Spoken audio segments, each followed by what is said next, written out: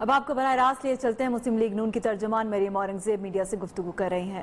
اعلیٰ قیادت، قومی اسمبلی، صوبائی اسمبلی کے ممبران اور ٹکٹ ہولڈرز یہاں موجود ہیں آج سیکریٹریٹ میں، اور جن سے قائد مسلم لیگ نون نواز شریف صاحب کچھ ہی دیر میں خطاب کریں گے، اور اس بیٹھک کا مقصد پاکستان ڈیموکریٹک موومنٹ کا جتنا اگلا لائے عمل ہے، جتنے جلسے ہیں، جتنی سوشل موبلائزیشن ہے جو پاکستان کی عوام کو ان نالائقوں، نااہلوں، کرپٹ ٹولے سے نجات دلانے کے لیے جدوجہد ہے، اس کے اوپر اہم مشاورت ہوگی۔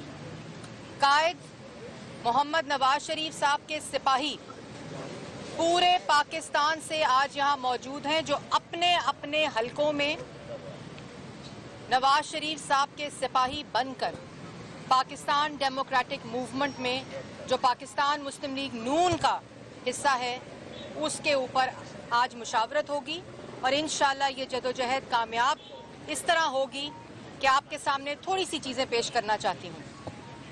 شہباز شریف صدر پاکستان مسلم لیگ نون کو انڈر ٹرائل، ان کا ٹرائل شروع ہو گیا تھا، ان کا ریفرنس دائر ہو چکا تھا، ان کے گواہان کا بیان مکمل ہو چکا تھا، اور جتنے اپروورز بطور نیب کے، وہ تمام چیزیں مکمل ہو گئی تھیں، اور ٹرائل شروع ہو گیا تھا، اور ان کو گرفتار کر لیا گیا۔ ان کو گرفتار صرف اس لیے کیا گیا کہ کوشش یہ تھی کہ اے پی سی کے فیصلوں کو مفلوج کیا جائے۔ شہباز شریف کو گرفتار صرف محض اپنی ذاتی انا اور تسکین لینے کے لیے عمران صاحب نے گرفتار کروایا۔ شہباز شریف کو میں پہلے بھی کہہ چکی ہوں کہ چیئرمین نیب کو حکم دے کر گرفتار کرایا گیا۔ ڈی جی ایف آئی اے بشیر میمن کا انٹرویو آپ لوگوں کے سامنے ہے، جو یہ کہتے ہیں کہ مجھے کہا گیا تھا جب یہ وزیر اعظم کی کرسی پر مسلط ہوئے تھے، جب سلیکٹ ہو کر بٹھائے گئے تھے، جب آر ٹی ایس کو بٹھایا گیا تھا، تو انہوں نے کہا کہ مجھے ایف آئی اے کے ڈی جی کو وزیر اعظم آفس میں بلا کر کہا گیا کہ شریف خاندان، مسلم لیگ نون، مریم نواز، حمزہ شہباز، سلمان شہباز، شہباز شریف کے خلاف اور کیپٹن صفدر کے خلاف پوری شریف فیملی، اور خاص طور پہ کہا گیا کہ شہباز شریف کی بیگم کے خلاف مقدمہ بناؤ، خواجہ آصف کے خلاف آرٹیکل 6 کا مقدمہ بناؤ، کیپٹن صفدر کے خلاف دہشت گردی کا مقدمہ بناؤ، اور جب انہوں نے نہیں بنائے تو پھر نیب نیازی گٹھ جوڑ۔ اور یہ جو 2 سال کا تسلسل ہے، 2.5 سال کا نیب نیازی گٹھ جوڑ کا، وہ کس وجہ سے ہے؟ اور اب جو شہباز شریف کو گرفتار کیا گیا ہے، وہ کیوں ہوا ہے؟ وہ اس لیے ہوا ہے کہ ان نالائقوں، نااہلوں، چوروں کے کرپٹ ٹولے نے آج 83 پیسے فی یونٹ بجلی پاکستان کے صارفین کے لیے مہنگی کر دی ہے۔ آج جو 83 پیسے فی یونٹ بجلی مہنگی ہوئی ہے، اس کا سارا اثر، اس کی ساری سزا پاکستان کی عوام کے اوپر منتقل کی گئی ہے۔ وہ بوجھ صرف صارفین کے اوپر پڑے گا، جو رواں ماہ میں 10 ارب روپے کا بوجھ ہے، جو پاکستان کی عوام کی جیب پر ڈاکہ ڈالا گیا ہے۔ اس لیے شہباز شریف کو گرفتار کیا گیا ہے۔ شہباز شریف کو اس لیے گرفتار کیا گیا ہے کہ پاکستان بیورو آف اسٹیٹسٹکس کی رپورٹ میں نے آپ کے سامنے پیش کی تھی۔ آج آلو، ٹماٹر، سبزی، مسالہ جات، تمام گھریلو صارفین کی چیزیں 70 سے 80% مہنگی صرف 3 ماہ میں ہو چکی ہیں۔ یہ غداری کے پرچے، یہ مہنگائی، بے روزگاری، معیشت کی تباہی کی وجہ سے شہباز شریف کو گرفتار کیا گیا ہے۔ یہ واحد وجہ ہے جس سے غداری کے پرچے بنائے اس لیے جاتے ہیں کہ آج جو 10 ارب کا ڈاکہ پاکستان کی عوام کی جیب پہ ڈلا ہے، اس سے نظر ہٹائی جائے۔ یہ غداری کے پرچے اس لیے بنائے جاتے ہیں کہ جو ان نالائقوں، نااہلوں، کرپٹ ٹولے کی وجہ سے بجلی، گیس، ادویات، سبزیاں، پھل، تمام جو چیزیں ہیں اس وقت، اور کوئی ایسی انڈسٹری نہیں ہے، میں نے اس دن اعداد و شمار کے ساتھ بتایا تھا کہ چاہے وہ ٹرانسپورٹ انڈسٹری ہو، چاہے وہ مینوفیکچرنگ انڈسٹری ہو، چاہے وہ فرنیچر کی انڈسٹری ہو، ہر ایسا شعبہ جس سے پاکستان کی عوام ڈائریکٹلی فائدہ اٹھاتی ہے اس ہر چیز کو مہنگا کیا گیا ہے. صرف اس لیے آج شہباز شریف صاحب کو گرفتار اس لیے کیا گیا اور آج نیب کے اندر جس قسم کا رویہ ان کے ساتھ رکھا جا رہا ہے. کہتے ہیں کل کہ نواز شریف، نیب پروسیکیوٹر کیا کہتے ہیں کہ نواز شریف کے بارے میں اشتہارات اخبارات کے علاوہ ڈھول بجا کر اعلانات لاؤڈ سپیکر کے ذریعے کیے جائیں گے. ہم خیر مقدم کرتے ہیں، ہم نیب پروسیکیوٹر کا اور اس نیب کے بیان کا خیر مقدم کرتے ہیں، اور ہم خیر مقدم کرنے کے ساتھ ساتھ یہ مشورہ دیتے ہیں کہ چیئرمین نیب، ڈی جی سارے نیب کے ہمراہ نیب کے عملے کے گلے میں ڈھول ڈال کر لاؤڈ سپیکر لے کر پاکستان کے ہر شہر میں اعلان کریں. ہم چیلنج کرتے ہیں، ہم خیر مقدم کریں گے. آپ اپنے گلوں میں ڈھول ڈال کر لاؤڈ سپیکر لے کر ٹانگیں ہائر کر کے اعلانات کریں. ہم آپ کو چیلنج کرتے ہیں. یہ اس طرح کی گفتگو 3 دفعہ کے منتخب وزیر اعظم کے بارے میں آپ کر رہے ہیں، اور وہ وزیر اعظم جس نے اس ملک کو ایٹمی قوت بنایا، وہ وزیر اعظم جس نے کشمیر کا سودا اور سکوت کشمیر ہونے نہیں دیا، وہ وزیر اعظم جس کے گھر ہندوستان کے وزیر اعظم چل کر آتے تھے، کیونکہ اس وقت اس وزیر اعظم نے ملک کی معیشت، ملک کی قومی سلامتی کو مضبوط کر رکھا تھا. اس وقت ہمسایہ ملک کی پاکستان ضرورت تھی. اس وقت آزاد کشمیر کے پرائم منسٹر کے اوپر غداری کے پرچے نہیں ہوتے تھے. اس وقت سیاسی مخالفین کے اوپر غداری کے پرچے نہیں ہوتے تھے. اس وقت نیب کو استعمال کر کے ریاست کی طاقت کو استعمال نہیں کیا جاتا تھا. اس وقت اداروں کے سربراہان کو بلا کر دھمکایا نہیں جاتا تھا. اس وقت 11,000 میگا واٹ بجلی بنانا ترجیح تھی. اس وقت 1100 کلومیٹر کی سڑکیں بنانا ترجیح تھی. اس وقت پاکستان کے اندر جو مہنگائی تھی اس کو 3% پر رکھنے کی ترجیح تھی.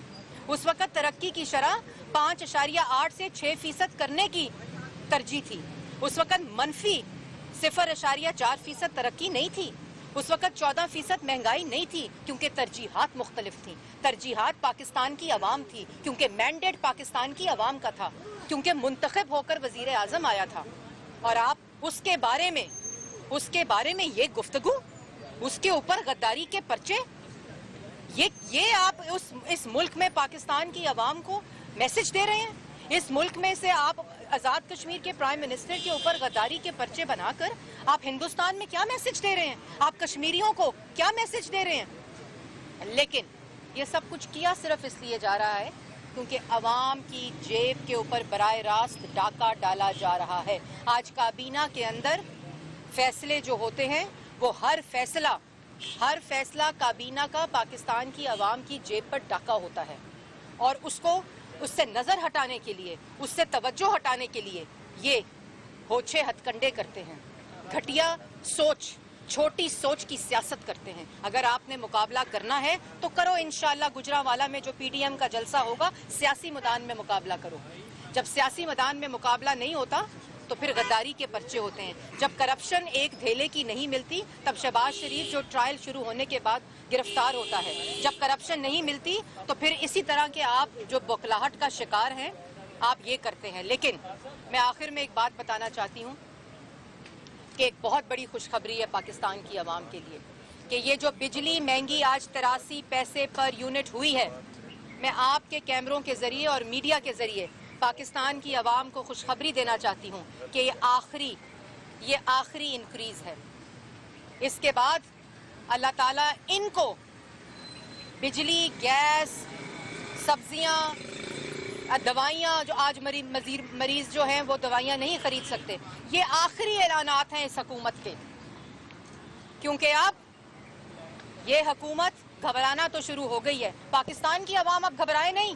اب ہم کہتے ہیں کیونکہ اب پاکستان کے عوام کی تقدیر دوبارہ نواز شریف کے ہاتھ میں ہے.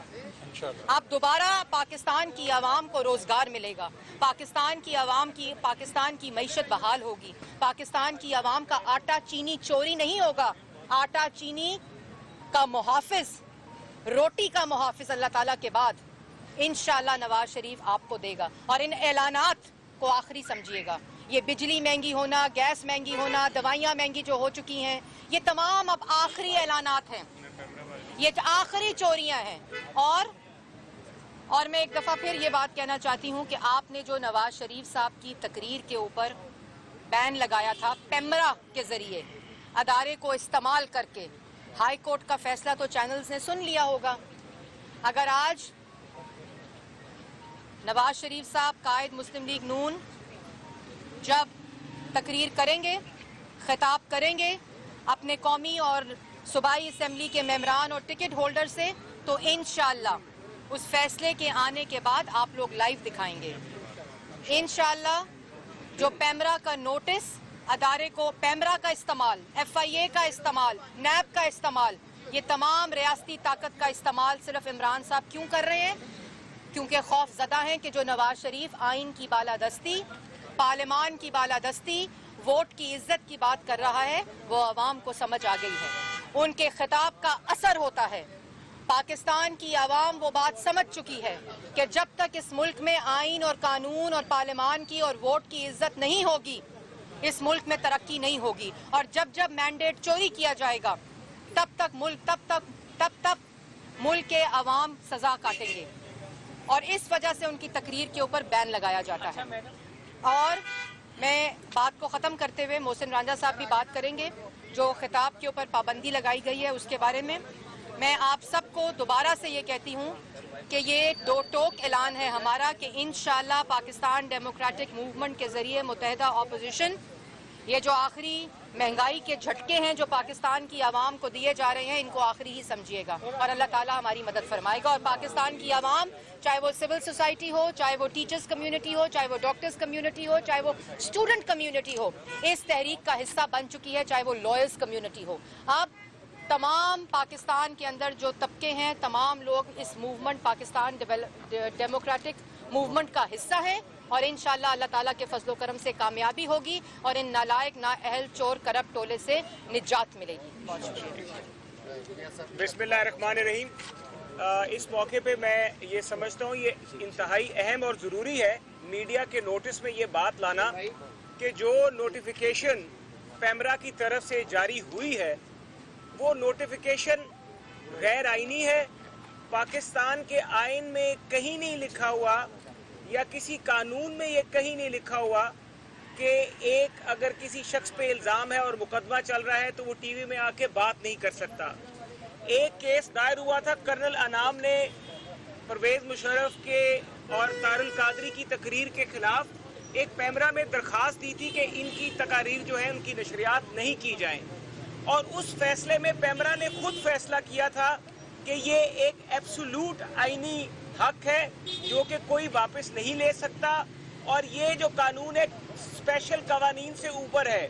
یعنی کہ پیمرا کے کوڈ آف کانڈکٹ میں پیمرا الیکٹرانک میڈیا کو جو ریگولیٹ کرتا ہے وہ آپ کا 2015 کا کوڈ آف کانڈکٹ ہے.